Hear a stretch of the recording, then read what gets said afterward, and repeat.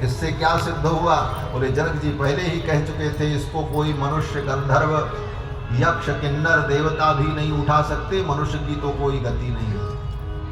अर्थात राम जी यक्ष नहीं है, किन्नर नहीं है, गंधर्व नहीं है, देवता नहीं है, मनुष्य नहीं है, तब कौन है? बोले पर ब्रह्म परमात्मा सच्चिदानंद है। ये सिद्ध हो रहा है। वह गति ही मनुष्याणाम, मनुष्य की तो कोई गति ही नहीं। विश्वामित्र जी ने कहा, राम वत्स राम धनु पश्य, हे राम इस धनुष को देखो। इति राघवम अब्रवीत, विश्वामित्र जी ने राम जी से कहा, राम इस धनुष को देखो, प्रयास करो इस धनुष पर प्रत्यंचा चढ़ाने। राम जी उठे, गुरु जी के चरणों में प्रणाम किया और प्रणाम करके राम जी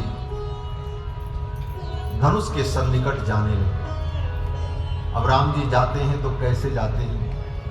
गोस्वामी जी महाराज वर्णन करते हैं, सहज ही चले सकल जग स्वामी, सहज ही चले सकल जग स्वामी, मत मंजू पर कुंजर कामी, मत मंजू पर कुंजर कामी, सहज ही चले सकल जग स्वामी,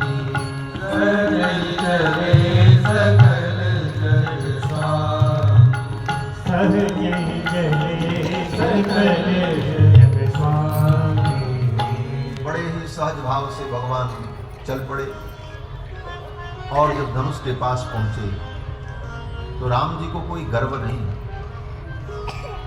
अभिमान नहीं, कितनी सहजता है। राम जी ने ये नहीं कहा कि इस धनुष को मैं उठाऊंगा, मैं इस पे अभी प्रत्यंचा चढ़ा दूंगा, इसका आरोपण करके दिखा दूंगा, ऐसा कोई गर्व नहीं। अभी तो राम जी कहते हैं कि इदं धनुर्वरं दिव्यं संस्पृशामि हि पाणिना,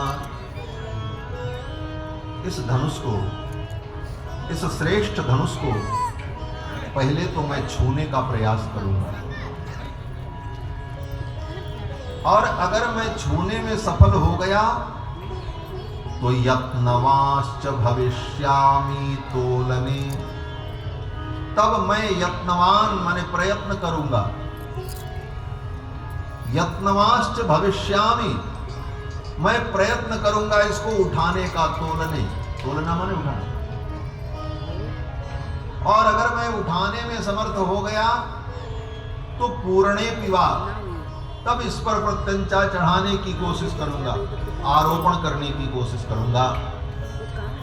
इस भाव से राम जी ने जाकर के धनुष को प्रणाम किया और राम जी के इन वचनों को सुनकर के जनक जी महाराज बड़े प्रसन्न हुए। जनक जी ने कहा, बाढ़मित्यब्रवीत राजा, बाढ़मित्यब्रवीत राजा, राजा जनक ने कहा बाढ़म, बहुत सुंदर, बहुत अच्छा। मुनिश्च समभाषत, विश्वामित्र जी ने भी कहा, हाँ राम ठीक है, प्रयास करो। लीलया स धनुर्मध्ये जग्राह वचना, मुने लीलया जग्राह, लीला पूर्वक भगवान ने जाकर के धनुष को ऐसे मध्य में पकड़ा, लेकिन धनुष उठाने के पहले एक बार फिर राम जी ने गुरु जी का स्मरण किया। अभी गुरु जी को प्रणाम करके आए थे, अभी प्रणाम करके आए थे, लेकिन राम जी ने सोचा अब धनुष उठाना है, एक बार गुरु जी को फिर प्रणाम कर लें। क्यों? बोले गुरु जी की कृपा से ही ये धनुष उठेगा। क्यों? बोले गुरु मेहरबान तो चेला पहलवान, गुरु मेहरबान तो चेला पहलवान। भगवान ने सोचा गुरु जी की मेहरबानी होगी तभी तो ये कार्य संपन्न होगा, इसलिए एक बार मन ही मन प्रणाम किया भगवान ने गुरु जी को।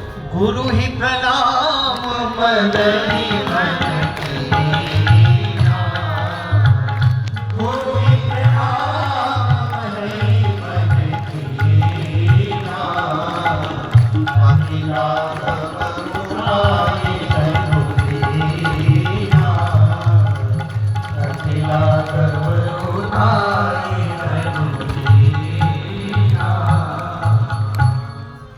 गुरु ही प्रणाम मन ही मन कीना, अति लाघव उठाए धनुष। गुरु जी को मन ही मन प्रणाम किया और बड़े लाघव में, हमारे राघव का लाघव अनुभव करने के योग्य है। राघव का लाघव क्या है? लाघव माने खेल खेल में, भगवान को किसी भी कार्य को करने में कोई श्रम नहीं, कोई प्रयास नहीं, सहज खेल खेल में, इसी को कहते हैं लाघव। लघुता का जो भाव है उसी को कहते हैं लाघव। अर्थात बड़ी ही सरलता से बिना प्रयास के ही राम जी ने धनुष को उठा लिया। अति लाघव उठाए धनुष। अति लाघव का मतलब उठाने के लिए तो बड़े बड़े पहलवान भी किसी गंभीर चीज को एक दो बार जोर आजमाइश करते फिर झटके से एक बार में उठा ले, तो ये लाघव नहीं। उसके लिए उनको तैयारी करनी पड़ी, प्रयास करना पड़ा। लेकिन लाघव क्या है? बोले जैसे कोई फूल पड़ा हो और व्यक्ति फूल को उठा ले, उसी प्रकार राम जी ने उस धनुष को ऐसे उठा लिया। अति लाघव उठाए धनुष। गोस्वामी जी ने बड़ा सुंदर वर्णन किया कि श्री जानकी जी वरमाला लेकर के खड़ी हैं। राम जी धनुष के पास पहुंचे। श्री जानकी जी मन में प्रार्थना करने लगी, ये धनुष राम जी के हाथों से उठ जाए। लेकिन ये धनुष तो बड़ा गंभीर है, राम जी अत्यंत सुकुमार हैं, इनसे ये धनुष कैसे उठेगा? बोले कितने सुकुमार हैं? बोले राम जी इतने सुकुमार हैं कि अगहन के महीने में, ये अगहन का महीना चल रहा है, अगहन के महीने में प्रातः काल पुष्प वाटिका में फूल तोड़ने गए तो राम जी को पसीना छूट रहा था। ठंडी के दिन में फूल तोड़ने में जिसको पसीना हो, आप अंदाजा लगा लो वो कितना सुकुमार होगा। इसीलिए मिथिला की सखियों ने कहा,